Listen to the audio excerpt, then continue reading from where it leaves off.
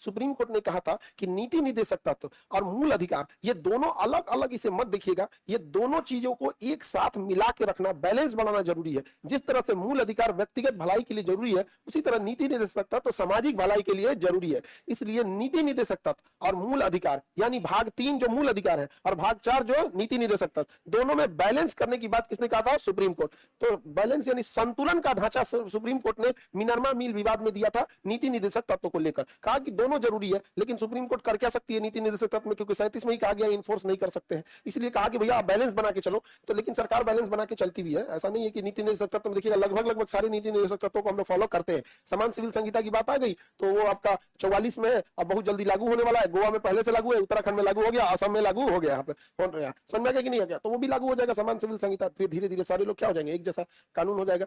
समझ में आ रहा है कि नहीं आ रहा है? और समान सिविल संहिता से कोई खास चीजें तो बदलेगा नहीं, बस वही है कि आप विवाह